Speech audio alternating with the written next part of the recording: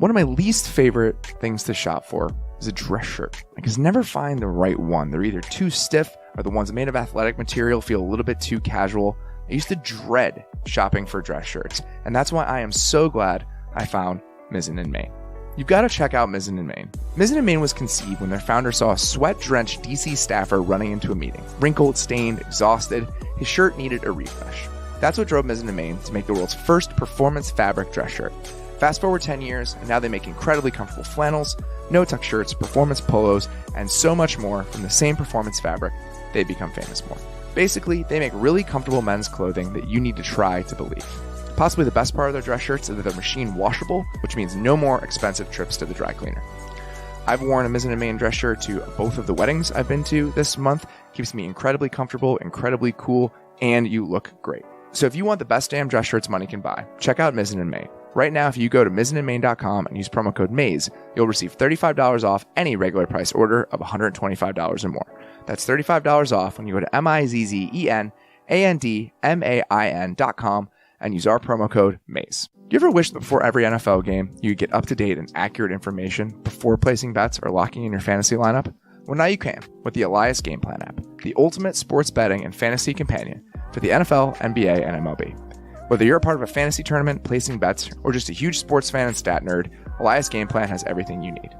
Elias Game Plan is a sports app from the most trusted name in sports stats, the Elias Sports Bureau, official statisticians of U.S. pro sports leagues since 1913. You see and hear their trusted facts all the time, from television broadcasts to radio, but now you can have all the stats, facts, and team and player updates in the palm of your hand, all backed by their renowned research team. And with their new chat function, you can talk directly to them and receive the information you need to back your big decisions on betting or fantasy leagues. Plus, their newly added weekly survival pool analysis keeps you in the game. Take this NFL season to the next level and download the Elias Game Plan app today. Choose from 3 game plans when you subscribe: weekly, monthly, or annual. But I can get you $25 off your first month when you choose the monthly subscription. Just use my promo code MAYS25. Find Elias Game Plan sports betting in the App Store or Play Store today and use my promo code MAYS25. Reserve Bar is your online source for premium and luxury spirits, wine, and champagne. And now, Reserve Bar offers same-day delivery. Reserve Bar has a vast lineup of rare and hard-to-find bottles, premium brands, celebrity spirits, and limited releases that you just won't find at your local store. No one does spirits gifting better than Reserve Bar. Looking for an elevated gift? ReserveBar.com has you covered, and you can have that gift delivered right to your door. The hot trend in spirits is ready-to-go cocktails. Have you tried these? They taste better than ever, and Reserve Bar now has a huge collection of them. These canned cocktails are great for parties when you don't have time to tend the bar, and ideal for tailgating season, which is already in full swing. Visit ReserveBar.com today and use promo code MAYS to save $10 off your purchase of $75 or more on spirits, wine, or pre-made cocktails, but only when you use our special offer at ReserveBar.com with code MAYS. That's ReserveBar.com, code MAYS. This offer expires December 31st, 2022. This is the Athletic Football Show.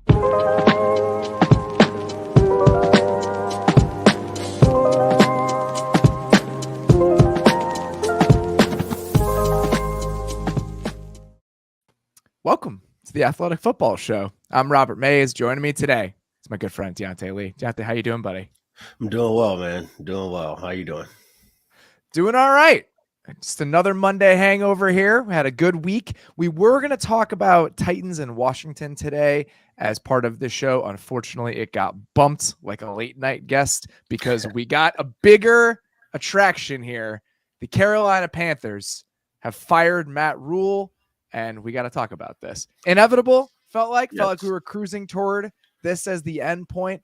The Panthers were the worst offense in the league through the first 4 weeks of the season. Can't imagine it got much better after yesterday. They could not figure out all of the most important elements of being an NFL franchise while under Matt Rhule. So it seemed like we were cruising toward this finish. This leaves them in a pretty weird spot. What was your first reaction to the Matt Rhule firing and what comes next year for Carolina? I mean, the predictability of it is probably where we start, right? Like, I think everybody could have kind of circled this game after the way the season started as A, knowing how the result was going to be, and B, there being probably a perfect jumping off point. You know, I think that if you're looking at the situation in terms of getting your butt kicked, you start assessing where this roster is at. within this regime, which is basically nowhere. The quarterback roulette that they've played, and the fact that the guy that you brought in is now nursing an ankle injury, so you're going to have to play your backup and lose more games anyways. This is probably about as good a time to go ahead and cut bait as possible. I'm sure we'll get into it, but I think the most surprising thing was that they kind of got rid of all of Rhule's guys as well and leaving Steve Wilkes as an interim head coach. So I thought that was kind of an interesting additional piece of this. Yeah, it seems like they want somebody in charge who's done this before and maybe clear house of a little bit that are the Rhule guys. Phil Snow is a Rhule guy. He was just fired. Can't be based on the performance he had as the defensive coordinator of this team. It was the only redeeming part of who they were over the last couple of years. But I can understand just wanting to turn the page and give this to somebody who's been an NFL head coach before in Steve Wilkes. And now you have kind of an NFL-centric staff. They also fired their special teams coordinator. So they're clearly trying to clean house here. Right. I think the initial conversation point around this, that's an understandable one, is that Matt Rhule is a college guy who completely rebuilt 2 college programs that needed to be rebuilt. And he did a great job of doing that. So if he can rebuild a college program, why can't he rebuild an NFL program? And why are we having this extended, ongoing conversation about why some of these guys who've succeeded at the college level just can't seem to figure it out in the NFL? I think it's all like resource allocation, right? And I think that there is, and maybe, you don't want to ascribe too much to everybody, but in all of the failures, it seems to be a consistent line of not understanding how resource allocation truly has real world effects on the field with what you can and can't do. There is no such thing as just playing your backups, right? Or having replacement level players and being successful in the NFL. We don't have a point of reference in this league of teams succeeding year over year that way. If you don't have a true infrastructure, and you think about the best head coaches that have influence on the way that their personnel goes, whether it's Kyle Shanahan, you can look at that team year over year with him as a head coach and see a very clear idea of how they want to play offense and defense, not just in the plays that are called, but in the people that they bring into the building. You think about Andy Reid in 2 stints now between Philadelphia and Kansas City. And I'm using these shining examples to kind of paint the picture of what it looks like at its peak. On a baseline level, I need to be able to, if I am an ownership group, if I am a GM, whatever the case may be, I need to be able to see your vision based on your personnel and play calling week over week. I don't know if we've ever had a point where we could do that with Carolina while Matt Rhule has been here. Especially on the offensive side. I think on defense, right, I can understand the contours of a plan.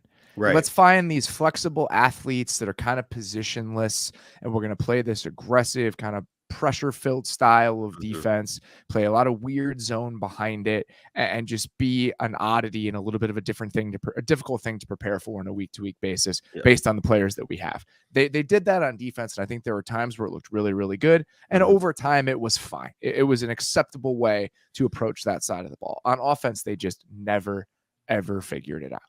They're cycling between Joe Brady and Ben McAdoo, and it's quarterback after quarterback, and they spent a ton of resources on the offensive line this year. It didn't really end up mattering. Christian McCaffrey was hurt, but even when Christian McCaffrey was playing, it doesn't really matter. They're the worst offense in the league, and if you can't figure out that side through multiple quarterbacks, multiple play callers, that's ultimately what's going to happen. If you're going to have a bottom 5 defense, you're going to get fired sooner rather than later, and that's exactly what took place. So now we get to this place where, all right, this team is kind of strangely assembled. Yes. You've given out a contract extension to DJ Moore. Shaq Thompson's on a pretty big contract extension. You really have no cap space next year based on the way that you've done this. You traded away some future resources to go get Matt Corral in this year's draft, and then ultimately traded for Baker Mayfield to make him your starter anyway. Right. So I'm wondering, what is the plan from here? Beyond who the next head coach is going to be, we got a long, long time to figure that out. But the people that ultimately end up in charge, which direction do you want to take this thing? Let's play this out as a hypothetical. The Panthers end up as the worst team in the league this season, which I think is absolutely on the table. They win 4 or 5 games. They have the number 1 pick in the draft.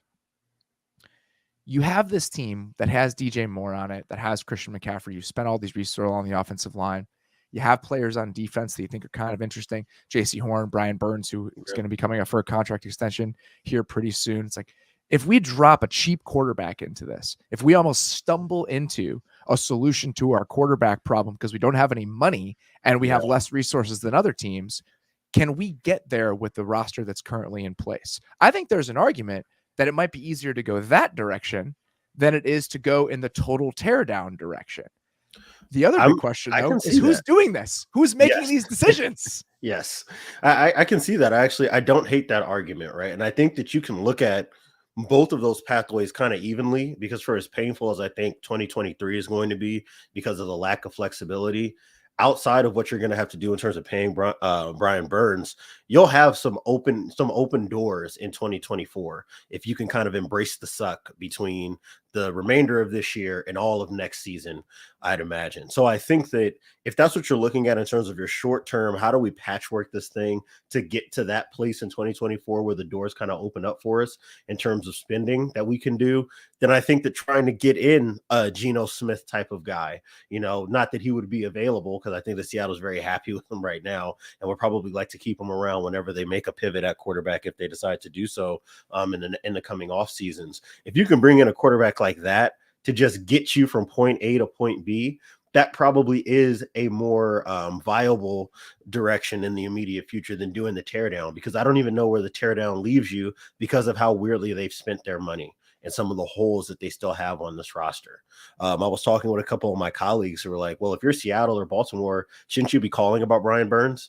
And wouldn't you offer them some pretty decent draft capital for a guy like that? And the answer is yes, those teams should. I've just been kind of tortured with looking at it from Carolina's perspective.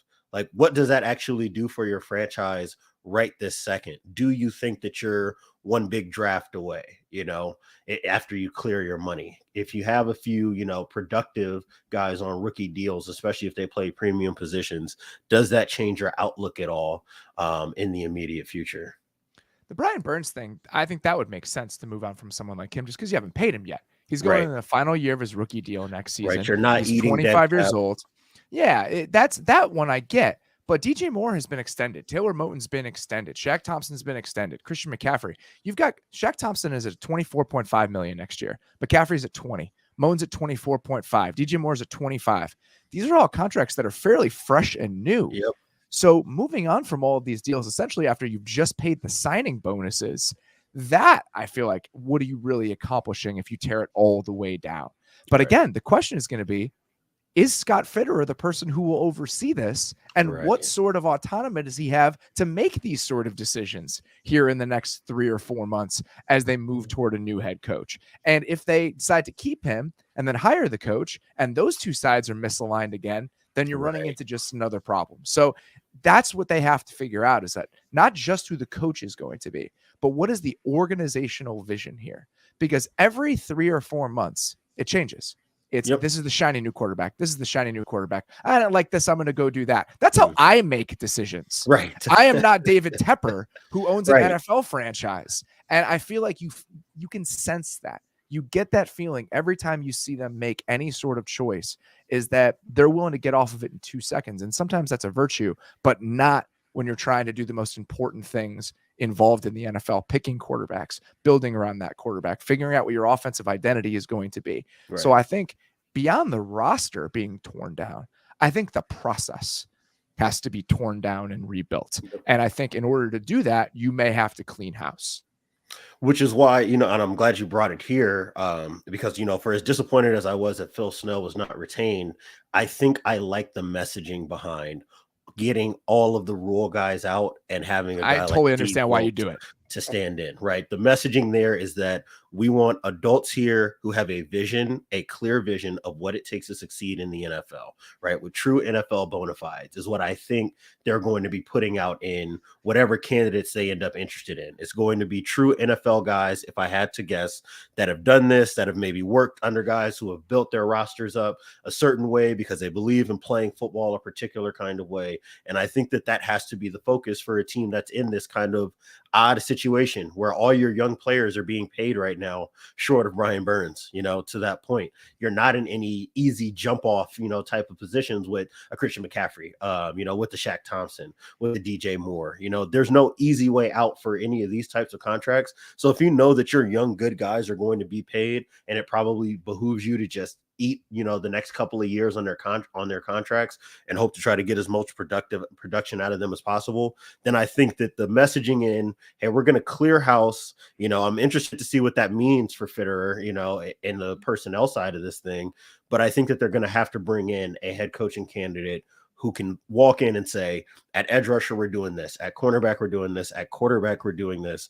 Offensively and defensively, here are my coordinators and my assistants, and we're going to play football this kind of way, full stop.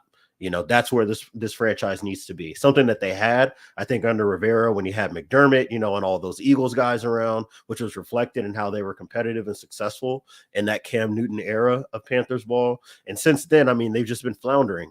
And you brought in a guy in Matt Rhule who, while building up college programs, I think never met the expectation of being a quote unquote culture builder, being that infrastructure builder. And this franchise now, I think, needs it more than ever, because they have just struck out on quarterback after quarterback after quarterback.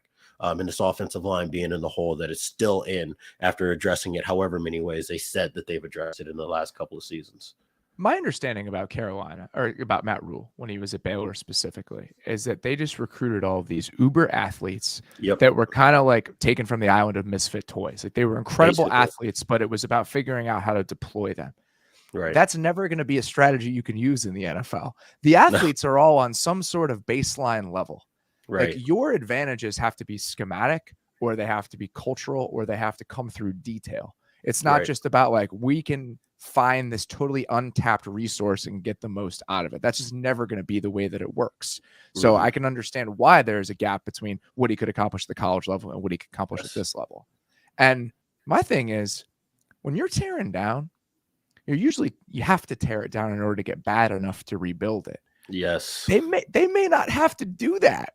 They may be in such a bad way right now that even with some talent on the roster, they could be bad enough to put themselves in a position to draft a quarterback. And then can you really get this thing going again if you're a CJ Stroud in April and most of this roster stays intact? Because that's the concern that I had, is that they make two moves here. They cut Robbie Anderson, make one or two more cuts. They get $10 million in cap space. They get like $5 million in cap space for 2023. Right. If you have a rookie quarterback contract, even with a top 3 pick, you can easily fit that into whatever plan this is. Again, you stumble into a solution for the problem that you have created for yourself. So I'll be fascinated to see what they end up doing and what sort of moves end up happening. If I'm Ryan Poles, I am calling about DJ Moore yesterday, because 100%. This is a guy with $19 million base salary next year, 14, 15 the next 2 years. All the bonuses are already paid out. 25 years old. I'm trying to pick this corpse for whatever it has, if I'm GMs around the NFL right now. Whether or not they want to do that, entirely different question. But they're going to have some real look yourself in the mirror conversations in Carolina about how this all goes next and how they can not run into the same problems they just ran into with the Matt Rhule era. 100%. All right, let's get to our first game here. Jets and Dolphins. Wanted to dig into this one. Jets get a big win against Miami. We talked about this a little bit last night, me and Nate, just about the guys that stood out for the Jets. But when you rewatch this game, what was the first thing that you noticed going back through? I think that the big takeaway is that Breece Hall is a real playmaker, right? I think that we saw that. The way that they deployed him, I thought was really interesting in tandem with Michael Carter. I think that now you're starting to see what they're trying to do in the vein of, I think, the Devontae Freeman, Tevin Coleman era of the Falcons, with having the between the tackles runner, tackle breaker guy and Carter, and then trying to use Hall maybe as more of your speed guy out on the perimeter, get the ball to him on screens. And he's a guy who can create a lot of offense down the field for you. So that was the first thing that stood out to me. And then the more I zoomed out, it's like, okay, if you get a performance like this out of Breece Hall, and we have what we've got in the Browns game that the Jets played earlier this year with Garrett Wilson, you can look at this draft and say, okay, our offensive skill position guys that we brought in have produced. Jermaine Johnson, I think, had a good game last week as a pass rusher. So now you're saying, some of these guys that we picked in these premium stock kind of positions or higher up in the draft have all kind of produced for us. And that allows you, I think, to focus your energy on exactly where the development of a Zach Wilson is. And that's what the benefit of having your better players, your better young players look like they might be hits, is that it allows you to focus your energy on the guy at the head of all of this, which would be Zach Wilson at quarterback. I think that's right on. I think the young guys playing as well as they have over the last couple of weeks is extremely encouraging. Even a guy like Elijah Vera Tucker in year 2. Yep. The fact that you're just throwing him at right tackle this week, he's never played it before in his entire career, and especially in the run game, he had some really impressive moments. Yep. And then now you have Dwayne Brown at left tackle, and it's like, all right, now we can start to operate in the way that we want to offensively after shuffling this stuff around a little bit. So the way that AVT played, the way that Breece Hall played, I mean, as a runner, but then explosive plays in the passing game, he had multiple explosive plays. I really like the job that Michael Fleur is doing and kind of creating those. The touchdown, the long 79-yarder is a beautiful design. They're in heavy personnel. They're in their pony package. The Dolphins match in base defense. It's condensed splits with the tight end as the number 1 receiver on the left side. They totally clear out that side, and it looks just like a lead run to the left. Hall leaks out, and you create explosive play out of nothing. They had another one deep in the second half where they had him leak out into the flat with a little slant flat combination just for an easy completion, really creating those. So the idea that they have these players that we're excited about, and again, they're kind of consistently creating explosive plays, conjuring that amount of nothing, is really encouraging. And then you move to the defensive side of the ball. Sauce is just legit. Sauce is good, man. He's just legit. Sauce is freaking good. There were a couple plays in this game where he's one-on-one with Waddle on the defense's left side, and either his change of direction for a man as big and tall as he is extremely impressive. And he's also, you can just tell he plays with a lot of confidence where it's like, all right, I'll give you this cushion because I know even if you eat it up, I can drive on this. Or you know what? I'm going to play a little bit of press here because I'm not too worried about you beating me over the top. This is Jalen Waddle that we're talking about here. And his ability to do that curl route was a perfect example of that, of what you're saying. That trust in self and athleticism to say, I can give you 4 yards of separation as maybe the fastest person in the NFL because I trust myself, my length, my athleticism, and what I'm seeing from the quarterback to be able to jump underneath it. Well, that was helped by that ball getting tipped and taking about 7 seconds to get to where he was. So the Skylar Thompson element of this game is an entirely different conversation. He was not terrible, but he was not good. It honestly gives you a window into some of the throws that Tua has made and even been willing to rip this season. Because what the Jets did a really good job of, in my opinion. I'm curious what you think about this.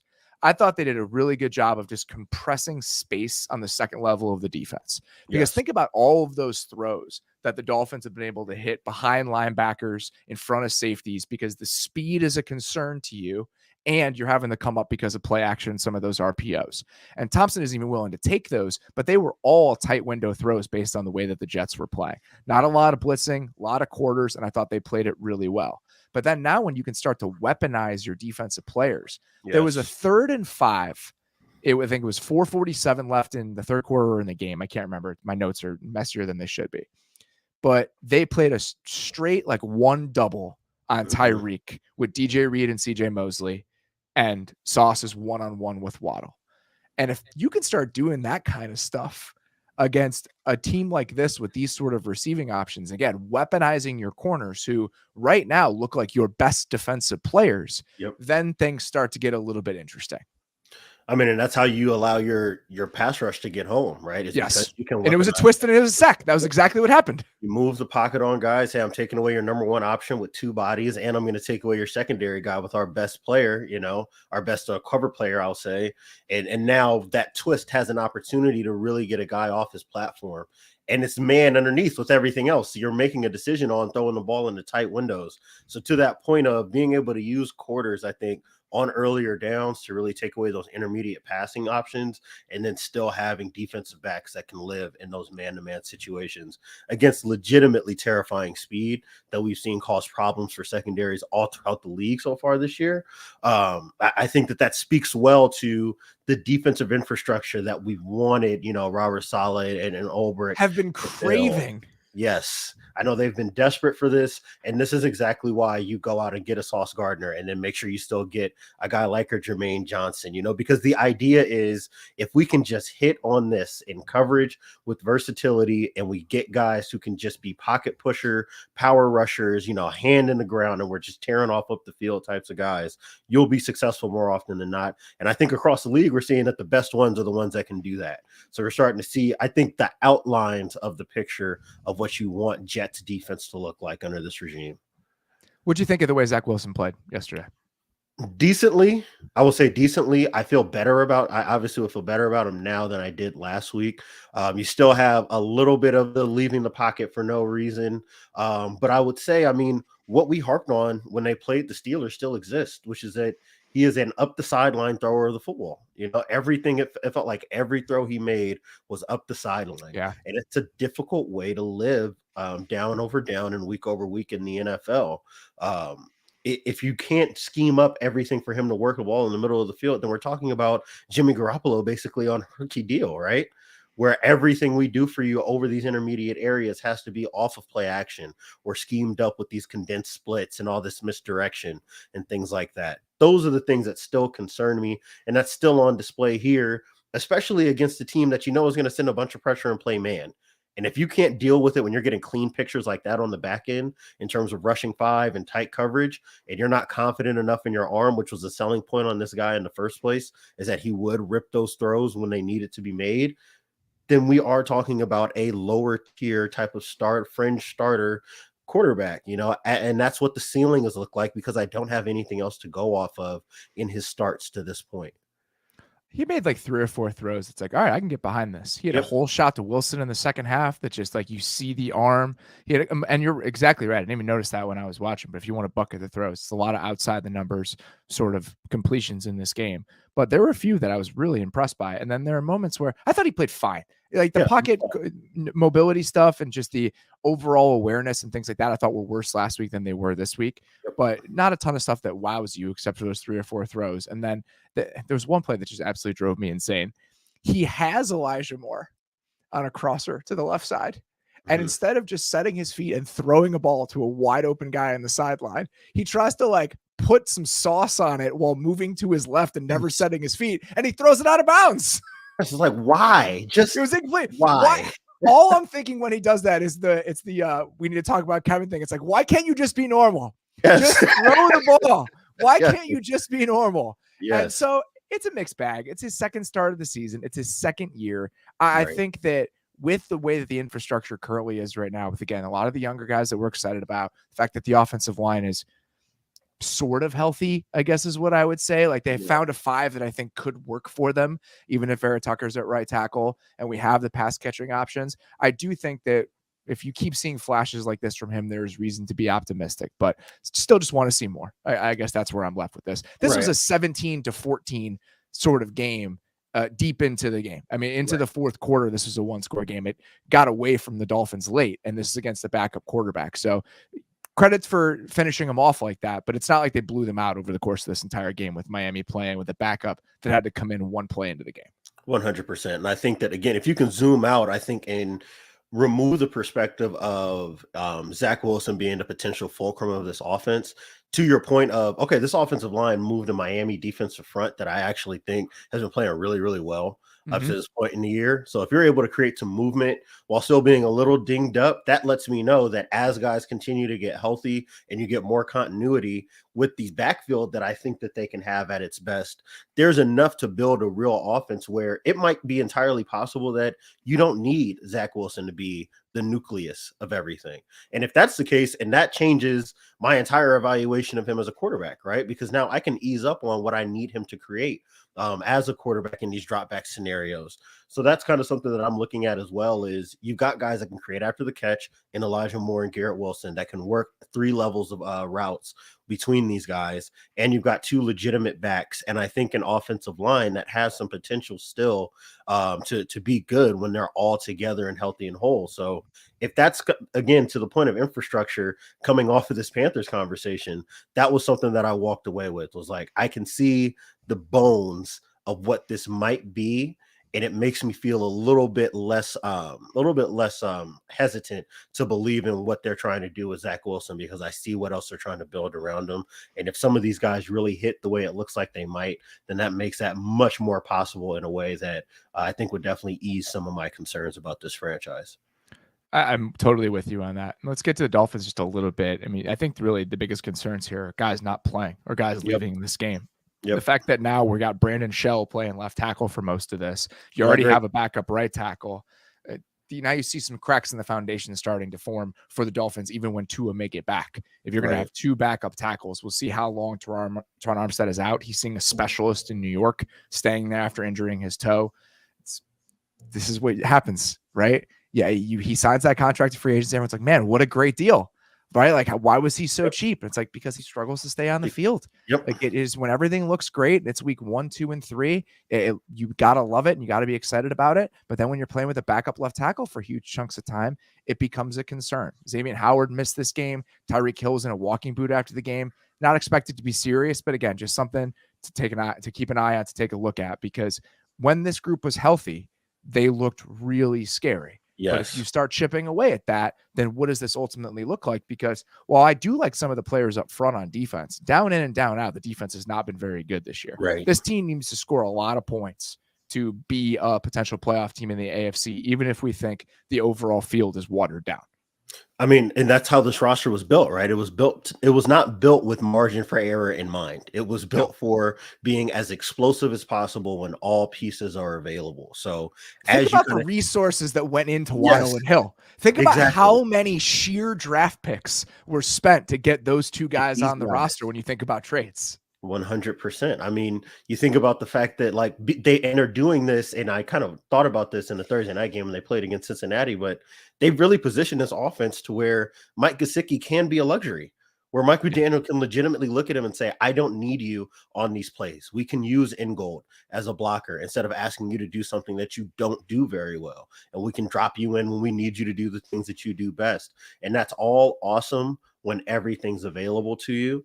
But that's something that's hard not to notice, right? I mean, obviously you start off with Tua not being available, and then you have Teddy Bridgewater sustain his head injury early in the game, and now you're down to QB3. And you never expect a team to win games on QB3 in the first place, but you start especially when that guy can't practice all week. He's thrust into the game one play.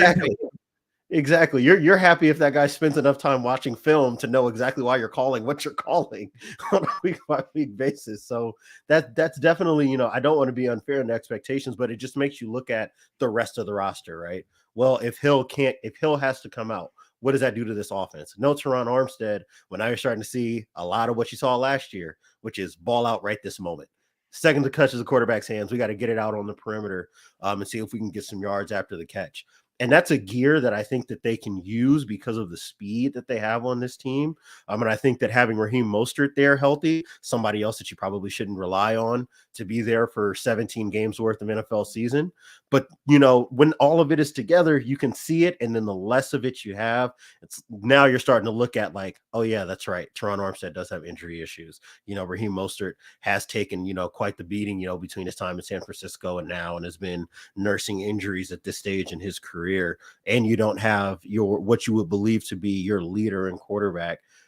And the defense is not playing as well as they had on the whole as what they were the last couple of seasons. It does not leave much margin for error, which is why they've got to find a way to be able to generate as explosive offense as they can with these speed threats, because this is not a team that's built to just beat you down or beat you in 5-10 different kinds of ways that we expect the other best teams in the league to do. The problem with the Raheem Mostert side of this is that Chase Edmonds looks like he's just a mess right now. Yeah. He's dropped like 3 passes over the last 2 weeks. I mean, he's been one of the least efficient running backs in the entire NFL over the first 5 games of the season. So this group that looked like they might have a couple options there, and a guy they paid this offseason, he has been an absolute non-factor. And when you're slinging the ball over the yard and Tua is the 3rd most efficient quarterback in the league and you're creating 5 or 6 explosive plays a game, that nobody shit thinks doesn't matter. About it. Yep. But it doesn't matter. But when you're looking at a game like this where the margin for error again starts to shrink and shrink and shrink, 1-2 dropped balls from a running back that should be an easy chunk of 5 yards to keep you on schedule, those suddenly become absolute drive killers. And that's what it felt like on Sunday. So credit to the Jets, because this is what they need. They need those guys. They need that underlying foundation of young players to continue to progress in the way that we saw on Sunday. So that's what I would attach myself to if I were a Jets fan. It's like, man, if those 3, 4, 5 guys, like if those guys can be real dudes, then we can be cooking with something here. Yep. I'm with you. All right. We're going to get to Eagles-Cardinals here in a second, but first we're going to take a quick break. We all know that it can be hard to stay motivated to work out when the temperature starts to dip. You got to layer up. It's a little colder outside. It's harder to get up, get out of bed, and get on the move. But when you've got goals to meet and miles to log, keep your feet warm and dry with the weather-repellent Wool Dasher Meisel shoe from Allbirds. Don't let winter storms put a damper on your run. Grab a pair of the weather-repellent Wool Dasher Meisels from Allbirds. I love the Wool Dasher Meisels that I have from Allbirds. I've been wearing them for a couple of years now. I wear them to go on a run. I wear them to run some errands. They're a super functional shoe. They're very light, so they're easy to travel with. They're a huge part of my daily routine. Allbirds printed the Wool Dasher Meisel's carbon footprint right on the shoe, so you know its impact on the planet. Then they offset the footprint to 0 to make it a carbon neutral product. Allbirds built the Wool Dasher Meisel using natural materials to have a low environmental impact, so you can break a sweat without breaking the planet. This fall, keep your feet cozy and dry with Allbirds Wool Dasher Meisels. Discover your perfect pair at allbirds.com. That's ALLBIRDS.com. Guys, you've got to do yourself a favor and try Sacs. I've been talking about them a lot lately.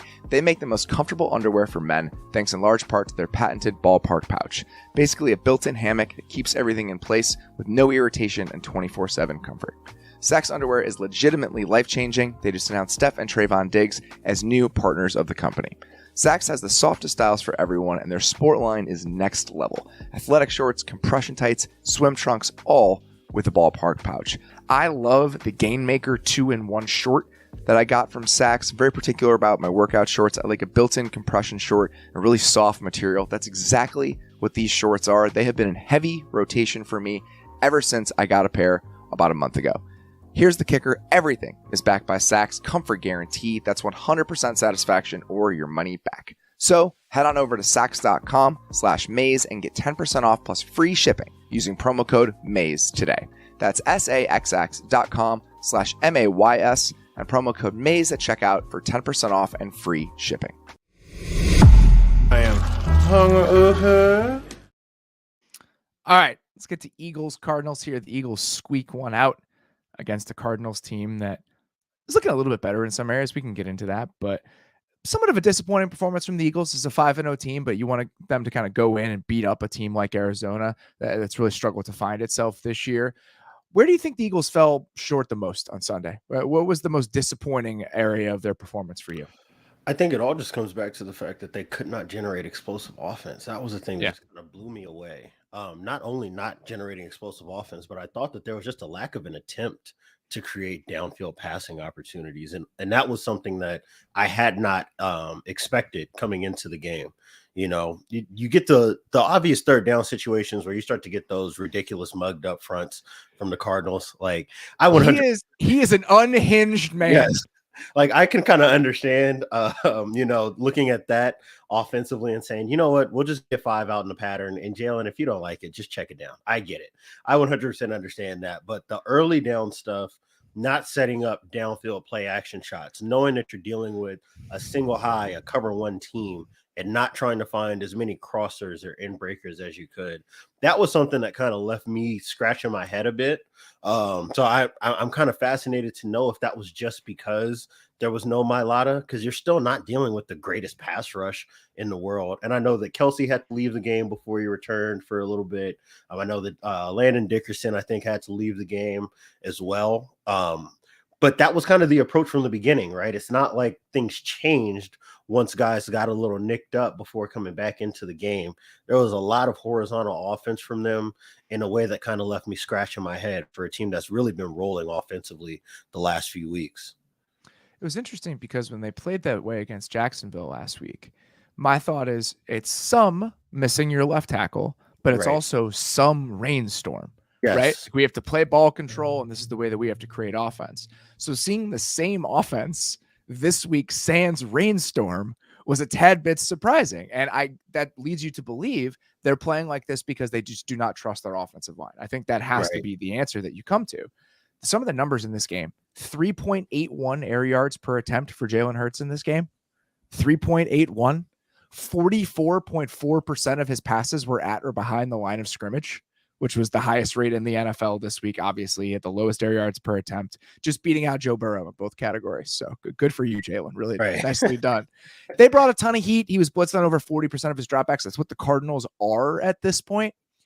Actually, I have to give a decent amount of credit to the way the Cardinals have played defense over the last 4 weeks. They got shredded by the Chiefs in week 1. Weeks 2 through 5, they're 12th in EPA per dropback, which should not be the case based on the talent that they have on that side of the ball. It has not changed that Vance Joseph has been very good at this over the last 3 or 4 years. Like, this is a team, if you look at some of the pressures they're bringing, it's insane shit. They're just mugged up. None of it makes sense, man. None of it makes any sense. So from an outsider's perspective, they're lining up like cover 0, 8 guys across the line of scrimmage, bring in 5 or 6. It could be any 5 or 6, like truly any 5 or 6, which is really difficult to sort out. Is there anything more nuanced or interesting to the way that they're bringing pressure at the quarterback that I just can't see when I'm watching it? So far from what I've watched of them, not really. Like, I remember watching it last season when they played the Jaguars. Like, it was clear that game that they kind of picked up some tell that the Jags had in protection, because I remember seeing a lot of the same pressure pathways over and over again from Joseph in that game. But so far this year, and maybe it's just because of them trying to find exactly who they want to be, I think we're seeing more of just the insane, makes no sense coverage rotations in terms of what they're doing, with zone off of these mugged up looks that I think has really helped them out. And I think a lot of that is probably influenced as well by the fact that you don't have a true number 1 pass rusher, right? So a lot of this is really just like, hey, we just want to present as much of a threat of ridiculous pressure as possible, and then try to time it up well of sending real pressure versus feigning pressure and dropping in coverage. And they actually caught the Eagles on one. I think it was 3rd and 8 in the 3rd or 4th quarter, after dropping out and basically just rushing forward and playing these different rotations of cover 3 or cover 2 behind it. They got them with one where they actually did play straight up zone, and they brought 2 off of it, or 2 straight up man, and brought 2 off of an edge when Jalen Hurts was expecting another one of those kind of simulated pressure cover 3 looks, and they got a sack off of it. So that 3 rushers on that play. 2 guys are just completely unblocked off the edge. 100%. And that is the value of it, is that the threat of pressure becomes just as valuable as real pressure, because the offense has to honor both. So those are always the times where I look and I say, like, okay, none of this makes sense to me, but clearly it works well enough to be viable for Vance Joseph in this offense and this defense, but even with that, when I'm looking at Philadelphia, I'm like, you guys have an offensive line and tight ends that can max protect, and you can push the ball down the field. So when I'm looking at guys' usage, that was the thing that was really kind of odd to me. Like, the screens to Dallas Goedert are cool, and I like them as like a caught you sleeping type of thing. But when I'm looking at like AJ Brown's usage, I'm like, he could have taken a couple of these screens, right? Like from a Devontae Smith or a Quez Watkins or a Dallas Goedert. That's a guy who can create tough yards through contact, after the catch. So those are the kinds of things that I think leave me kind of like scratching my head or raising an eyebrow a bit. Yeah, I think it's just one of those games where you can tell their conversation coming into the week was, we just can't lose this game. Right. We can't just have a disaster just game. Enough to get the hell out of here. That's exactly right. Well, we're going to play against this team that brings pressure on half of its plays. It's going to be this wonky shit. They play 75% zone behind their blitzes, by the way. This team that's running all this, and I think really one of the only teams currently playing like this, where it's like, holy shit, what is going on? It's like them and the Bucks with the ways that they're playing zone behind some of these pressure looks. It's very fun, but it's very hard to deal with if you're in offense. So I think that just saying, this is our plan, we have enough to beat them this way, let's just try to hang on while our left tackle is out, and then you lose your left guard, you lose your center at what point during the game. I can understand this as a plan, even if watching it in practice is a tad bit underwhelming. There was one stretch where it was 3rd and 2 at like 3:35, I think, in the second quarter, when Kelsey got hurt. And so he got hurt at the beginning of a series of plays. Mm-hmm. And they brought 2 pressure looks on those the next 2 plays. They brought in like insane heavy pressure in both of them. And the Eagles just had no chance to sort it out without Kelsey in there, which is just really smart. It's like, all right, your Hall of Fame center who's been in the league for 15 years is out of the game. Like, good luck. And on the 3rd down one, they did a full slide to the right, because what else are we going to do? Like, we don't have a more sophisticated answer to what they're doing right now with our backup center coming in midstream against the blitz happiest team in the league. They leave Watt totally unblocked, and it just torpedoes a drive. And that's what was happening. It's like, when you're having to sort through all of these moves, it's the worst team, I think, right now, potentially in the league to lose your starting center against, 100%. Especially when your starting center is Jason Kelsey. 100%. I mean, and that brings you right back to the point of like, all right, we're either going to full slide or we're just going to release all 5 to the pattern. And we're just not even going to deal with this. We're not Yes. going to think about this. You know, I pretend I do not see the it. middle finger. Yes, you send the middle finger right back across the sidelines, right? It's FUs in both directions. Like I'm not even going to try to sort all this out. So that, you know, and I think that it was just those kind of key situations that kept the Eagles offense kind of ground to a halt, especially in the second half. I thought that they did decently well with trying to run into some of these crazy looks that you get, you know, or these like base fronts where you're leaving these bubbles, you know, between the center and guards that are huge. I thought they did a decent job with that. But to the point of doing just enough to win, I think one of the things that was really telling in that was running like multiple quarterback sneaks in short yardage situations. It's like, no, They we're also just didn't go the for it in Maryland 2 short eye. yardage situations, Right. which was kind of, it was like there were a couple like 4th and 1, 4th and 2, where I think in another game situation, maybe with like another game script or a different opponent, they would have gone for those. Just kind of a weird plan from them overall in terms of the lack of aggressiveness they showed on multiple levels. What did you think of the Arizona offense against the Philly defense? I think that, and this is something that I just pick up with watching Cliff Kingsbury's offense over the last few years. It's just like watching you get progressively less vertical, like series over series, and kind of pass attempt after pass attempt, because they just can't protect anything. It is endlessly frustrating watching Kyler Murray have to be the kind of quarterback that he is for as talented as he is, and seeing him have to bail out of pockets or create all of these ridiculous throws, high degree of difficulty plays, because they can't actually protect long enough to push the ball down the field. You know, I think that one of the things that Philadelphia did that was really interesting to me, and I'm not sure if they meant to play it like a fire zone, or if it was like cover 3 robber or buzz where you're using that weak safety to take away those over routes, but they kept creating these kind of like 5-man fronts where it looked like, you know, whether it was TJ Edwards or you were using a Hassan Reddick or something like that lined up as a stand-up guy over the center, where it almost looked like he was a spy of sorts, and they were just trying to run contain rushes with like almost this fire zone-esque type of coverage behind it, and that was giving Arizona a lot of trouble. And I thought that that was an excellent way to play zone coverage in the way that we know that Philadelphia wants to, and to be able to take away some of those vertical throws that we know Arizona wants to get to, while also affecting the pocket. And I think we saw a very uncomfortable Kyler Murray because of that, especially early in the game. Really, like 2 of the biggest completions that they had in this game, there was the RPO glance to Marquise Brown that ended up becoming a big play, which they're just putting linebacker in conflict. If you're going to attack somebody in coverage on this team right now, like for TJ Edwards, I think has been better, but still the guy you probably want to go after. Yeah.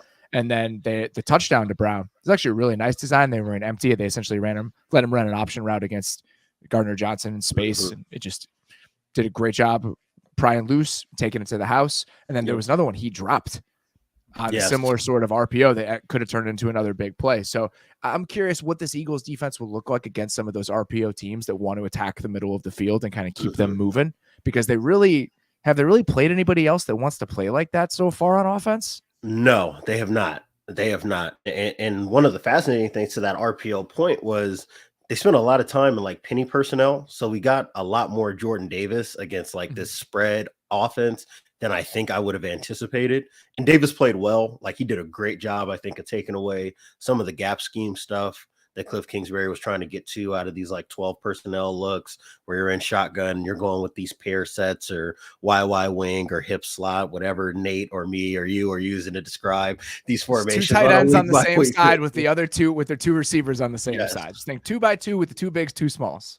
Yes. So, you know, I thought that, you know, Jordan Davis handled that well, but I would not have imagined that the approach going into this week would have been more guys at the line of scrimmage and more airspace on the back end.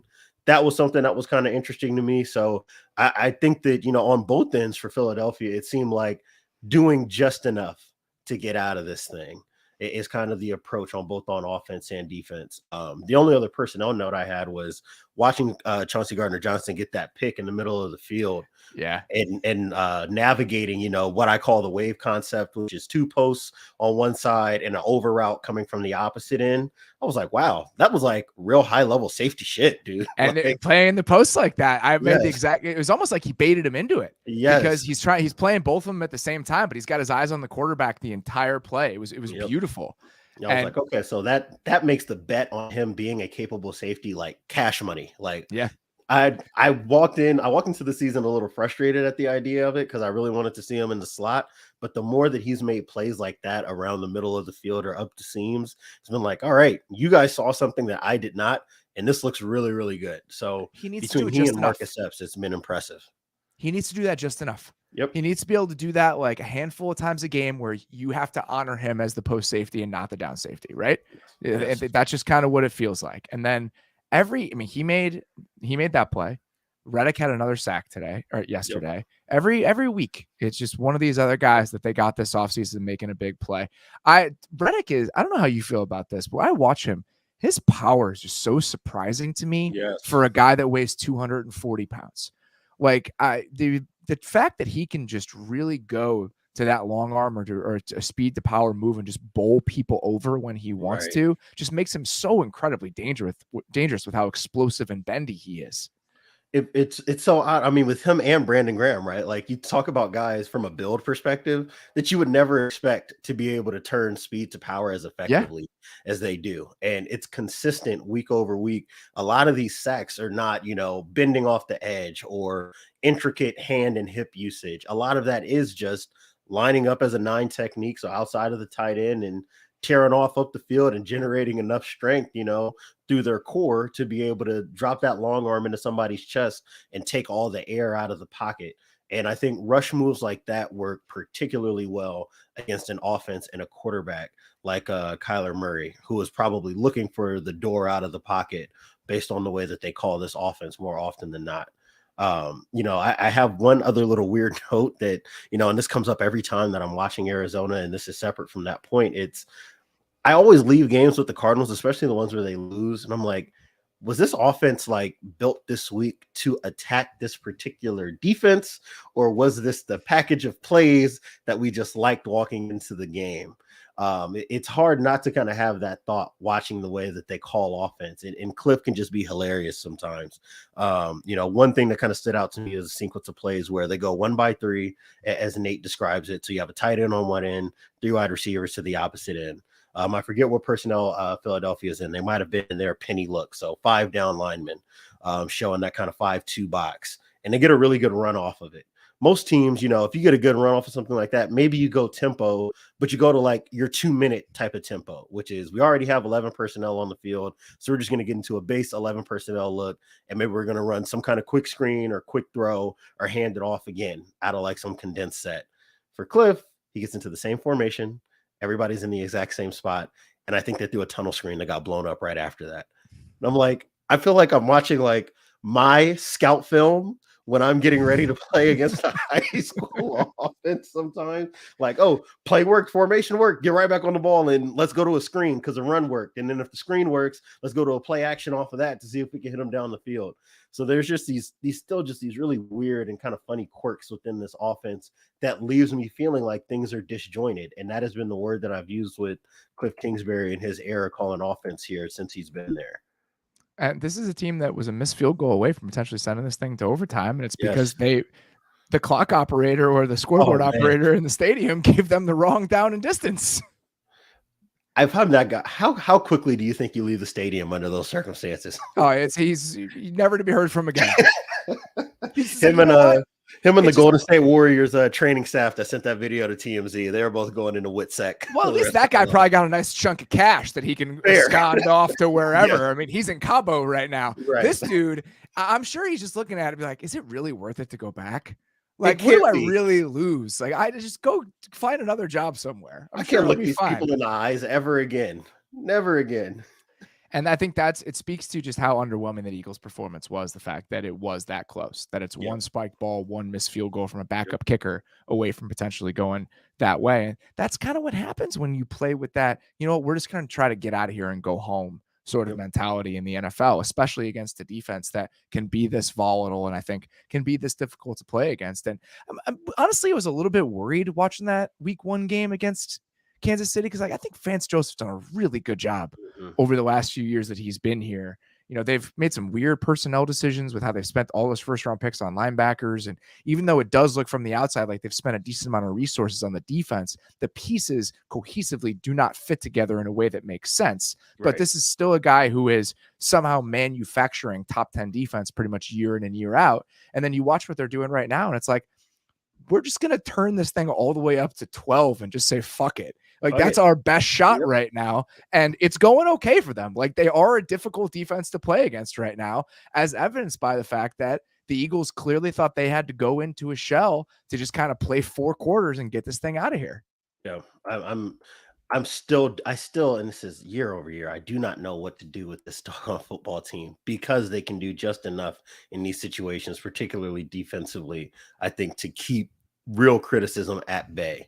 And this is all just inevitably leading to another, horrible stretch of football where I'm right back where we always are with this football team. So I still don't know exactly where to place them, but I did like the fact that they were able to hang, and there was really no disaster plays from Arizona throughout the game outside of that pick early by Chauncey Gardner-Johnson. All right, we're going to take one more quick break, and then we're going to hit Seahawks-Saints and get out of here. Almost all of us have known someone that's dealt with hair loss over the course of their life. 42%, almost half of men, experience moderate to extensive hair loss in their lifetime. There are options, though, that are available to help stop balding in its tracks. The sooner a person starts treatment for hair loss, the easier it is to keep the hair they have. Roman offers clinically proven medication to help treat hair loss, all from the comfort and privacy of your home. Roman offers both prescription medication and over-the-counter treatments. They also offer specially formulated shampoos and conditioners with ingredients that fortify and moisturize hair to look fuller. Research shows that about 80% of men who used prescription hair loss treatment had no further hair loss after 2 years. Research also shows that men who use hair loss treatments feel better about their overall appearance. Getting started is simple. Just complete a free online visit, and then a U.S. licensed healthcare professional will work with you to find the best treatment plan. If medication is appropriate, Roman ships it directly to you in discreet packaging with free 2-day shipping. The whole process is straightforward and discreet. Treatment starts at $20 per month on a quarterly plan. Right now, Roman has a special offer for our listeners. Use this link to get 20% off your first order. Just go to GetRoman.com/Mays today. That's GetRoman.com/MAYS for 20% off. I've had a beard for most of my adult life. I can't actually remember the last time I shaved my face. My beard is a huge part of who I am, and I try to keep it kept. I try to keep it healthy, and that's why Beard Club is a huge help. Having a great beard requires work. Whether it's beard growth oils, styling products, or a top-of-the-line trimmer, there's a small army of products required to grow your best beard. Luckily, Beard Club is here to help. As the leader in beard-first men's growth and grooming, Beard Club delivers quality hardware and consumables that'll help you get a better, thicker, and fuller-looking beard. I love the beard balm that they sent me, the beard oil that they've sent me. I'm using them consistently all the time. Head to beardclub.com/Mays, take the beard quiz, and use code MAYS at checkout.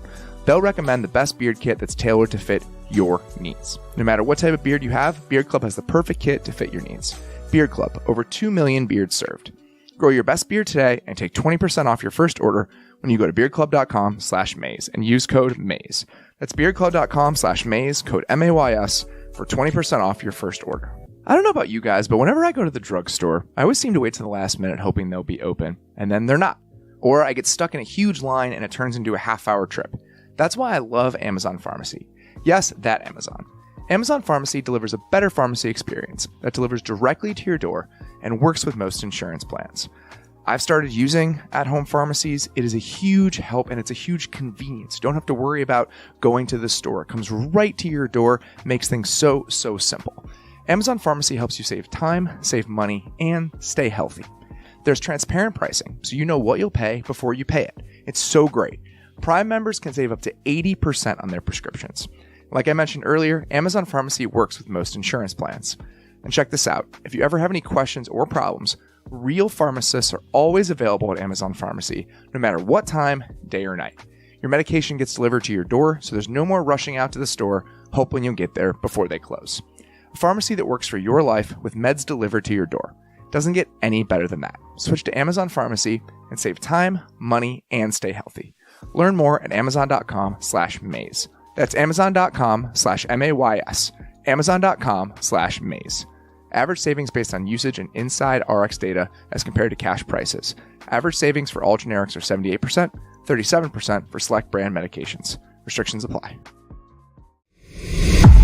Here's the deal. I've got a hangover. Who knows what that means? All right, I know they lost this game, but Geno Smith just makes like 4 or 5 throws a game now where it's like, what the hell just happened? I have never been at a point in time in my life where I've watched a Geno Smith-led team get scored on late in the game and thought, you left him too much time. I think you might have left Geno a little bit too much time. And that's where I was at watching that Saints game. I could just tick him off. There was the touchdown to DK right at the beginning. There's both Lockett touchdowns. Both Lockett touchdowns. Oh, like the best throw a quarterback will make over the course of the season were both of the touchdowns to Tyler Lockett. He had the fucking missile shot down the left sideline on the move to DK. Yes. Or no, excuse me, that was to Disley, I think. Or yes, no, Fant. right, It was the Noah Fant. Yes, it was the Noah Fant on the left sideline. He's on the move. I'm like, what is happening right now? And of course, they lose the game. Right. Yeah. So honestly, in a lot of ways, it's like if you're Seattle, perfect. Our quarterback played great, and we got closer to getting a high draft pick. Couldn't be better. And the Broncos are a disaster. We could have 2 picks in the top 10. Yes, can't be mad at that. But yeah, I mean, again, it is just what Geno is doing from the pocket just defies logic in the NFL. Like, not only are we talking about climbing the pocket and delivering under pressure, we saw that all last week against the Lions, right? And that was something that was a big deal in talking about. And then you saw in this game, you saw like moving pockets, like bootlegs, where he's throwing the ball from moving platforms. And I'm like, why is this on time and perfect still? You are not this kind of quarterback. I don't understand what is happening here. And then you get, I think the first post ball was the one that just like had my eyes falling out of my head. I'm like, wow, like 2 hitches, perfect climb in the pocket, and you deliver the ball right over the top where nobody but your receiver could get it. And then to be able to show up in the second half late in the game and be able to deliver another one of those. I don't have words because none of this is tracking with the way that I would like to believe that football actually works. As a defensive coach, I'm not sure if you watched all 22 of those plays. I did not have time. I only watched the broadcast version of it. Is that a moment where you're like, guys, what the hell are we doing here? Or do you just kind of tip your cap and like, those are 2 perfect throws. I don't know what else we're really supposed to do about that. The first one, you can kind of say, hey, man, we didn't get home. Perfect pocket step up into perfect ball. Shouldn't have happened, but hey, great job offense. The second one is probably the one where it's like, all right, guys, what the hell now? Like, what's going on? Because I want to say the first one, if I remember right, might have been like a Tampa 2 look, if I remember properly. And then I think the second one was against cover 3 or cover 1. So it's like, we have a post guy for the post throw and a post ball just got completed for a touchdown here. I don't know what's going on. So yeah, that one was the one that boggled the mind, was late in the game against, I think, a coverage that should have handled it much better and to still get it delivered like that. I don't have an easy answer for that. There's no coverage call to fix. You just getting beat in the coverage that's supposed to work against whatever got thrown on you. I mean, this is we're living in a world now where the margin for error for the Seahawks is so small that if they don't score on a possession, you start to get worried. So the fact that their punter just decided not to punt a football at one point and gave the Saints the ball on the 30-yard line, that was great. DK fumbles inside their own 35. If you're the Seahawks at this point and that happens, it's pretty much over. Yep. You don't really have a chance. You can't afford any of this, especially when apparently Seattle's defense does not know the same package of like 6 plays that Taysom Hill has been running since he's been this wildcat quarterback. I don't know what else you're supposed to do about that. You can't fumble the ball, can't have those 4th down mishaps, in punt situations if you're also not going to be able to fit the run against a single wing the way that New Orleans was in the second half of this game. I mean, just that nice little wrinkle, right? All the runs, 1 throw, and it's a touchdown. And that's what this offense, we talk about just an offense that has to cobble something together right now. That's where the Saints are. And I was on defense, I do want to give, the Seahawks offense is not perfect by any stretch of the imagination. I think that Geno Smith is playing pretty well, but Cam Jordan is still a mismatch for Abe Lucas at this stage of their careers. Yeah. So they got just enough pressure on some moments in this game to really create some problems outside of the couple mistakes / turnovers that the Seahawks had. And then on the other side of the ball, I'm fascinated that if you're Seattle and you're looking at this offense that has Andy Dalton and hasn't really figured itself out and is out most of its receiving options. And then Chris Olave gets hurt and it's out almost all of them. Yep. The Seahawks blitzed on 55% of the Saints dropbacks in this game. They were the most blitz happy team in the league this weekend after being like 25th over the first month. What about this Saints team? If you're the defensive brain trust over there, where you're like, this is it. Like, this is how we're going to get back on track on defense. Andy Dalton was 10 of 15 against the blitz in this game for, let me look it up really quick, 10 of 15 for 140 yards and was not sacked when they blitzed, and they blitzed all of the time. It was really weird to watch. Which is, it is doubly disappointing when it's not just like your regular run of the mill, 3 deep, 3 under fire zone blitz. Like, they were playing 0 on some of these blitzes and not getting home. I was like, oh, this is a sad state of affairs for Seattle's defense when you're sending more than the offense can block, and Andy Dalton is still carving you up, which is really disappointing because, like, one of the other things I walked away from this game with is, like, Woolen can really go. Yeah. Woolen can really go. That juice is real, and he actually might really be a playmaker on the ball. And that I think was a big deal for them. I think that Kobe Bryant is definitely somebody who can kind of fit in as a piece of the secondary as well. I thought he looked okay, but for the play calling then to go, I think, devolve later and later into the game with more blitzes, more bringing 6, more cover 0, more, man free where you've got no hole player underneath. I didn't understand why you would give Andy Dalton the benefit of a pass rush that can't get home, blitzes that aren't getting you free rushers, and man coverage in the middle of the field where he can just deliver the ball with basically no strain or stress at all. I think that in a lot of ways, defensively, they kind of handed this game to New Orleans on a platter. What do you think about just the state of the Seahawks defense at this point? Is this team is kind of rebuilding, and even the players they did spend on aren't really playing, and this isn't something to be concerned about? It's a multi-year project. Or are we in a space where this is kind of supposed to be what they do, and it just should look better than this, even if you're not in love with the personnel on that side of the ball? I just don't really know how to make heads or tails of like what the defense is over there right now and why it's so bad and whether I should be worried. I mean, I feel like, for me, I felt like I kind of walked into this with good enough clarity on it. I remember we previewed this division together before the season started, right? And the optimist in you will throw some names out like, oh, they have Quentin Jefferson. They have Al Woods. You have these 300+ pound guys who can be your nose tackle and 4 eyes in these odd fronts. And that's all great in theory. And then you turn on the tape and it's like, wow, even the New Orleans offensive line, which has not been very good this season, is just walking guys off the ball in the outside zone. And it's just a reminder that it's not good enough to just be big. If you're big and can't move, then you're just big guys who can't move. And I thought that makes, I think, Jordan Brooks a worse player, just their linebackers and second level of defense in general, a worse player. And I think that's where you get led to situations where you're saying, we've just got to send the entire kitchen sink at an offense if we're going to have any hope of making plays in the backfield. The times that they did rush for, I'm looking at pockets that aren't even being affected in the slightest by this pass rush, whether it's stunts or twists or straight ahead rushes, or trying to create some different looks up front where maybe you can force a protection to be checked a certain way.